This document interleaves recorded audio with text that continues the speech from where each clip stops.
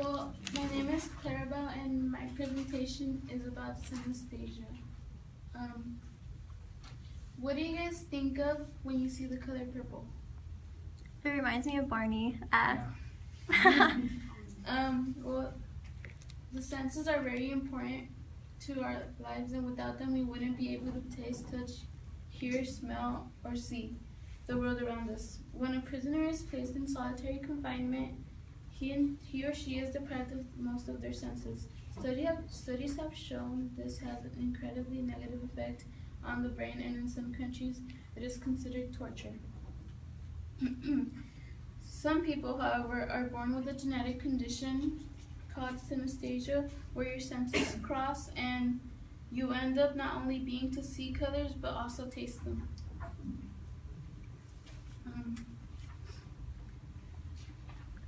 Research for synesthesia began in the 19th century because not many people are aware of the condition, or not many know they have it, and statistics show that either 1 in 200 or 1 in 100,000 have this condition.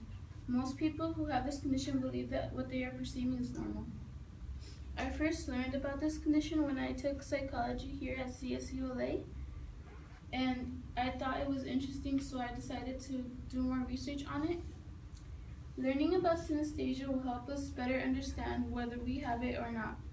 First, I will share with you some background information there is about synesthesia, then I will speak about how people who have synesthesia view the world, and lastly, the problems they encounter. So what exactly is synesthesia? In order to understand what synesthesia is, we must take a look at what the condition does and how it affects people living with it.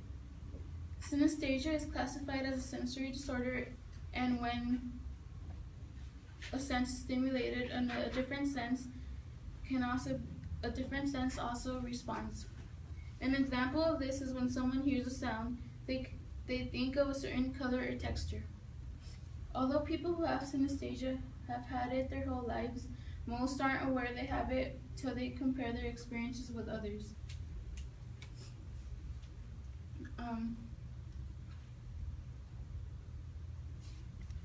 Now that I have given you some background information about synesthesia, I will discuss how people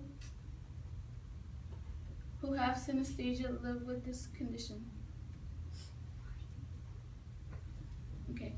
In order to understand how people with synesthesia perceive things the way they do, we must take a look at some examples of how they view the world.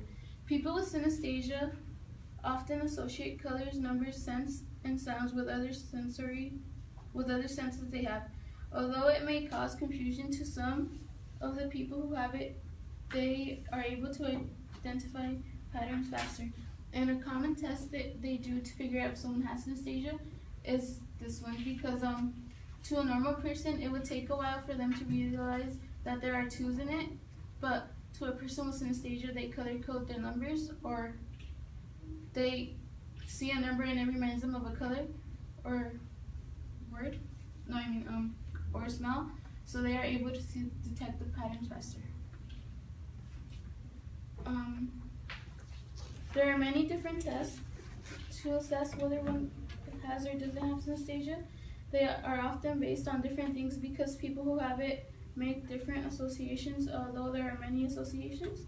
Studies show that the people who have synesthesia make similar associations. So many people report, for example, on seeing the color 6 as blue, or the color 7 as a different color. Now that I have discussed how people with synesthesia view the world, I will discuss some implications. Okay. While it is considered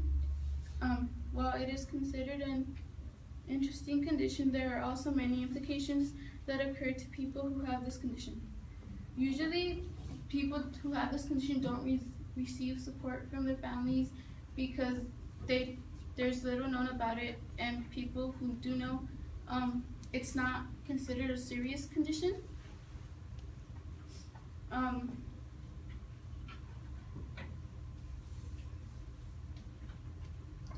And Not only this, people who have this condition also have a higher percentage of having dyslexia or other diseases such as irritable bowel syndrome.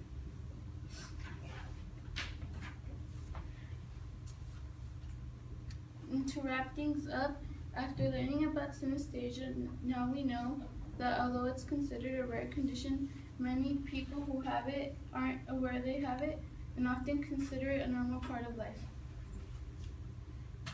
To begin, I described some of the background information about synesthesia. Secondly, I described how people with it see the world. And lastly, I described some of the challenges people go through.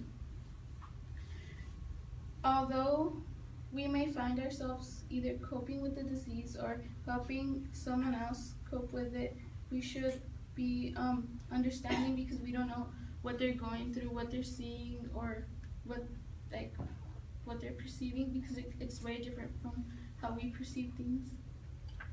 And that's all.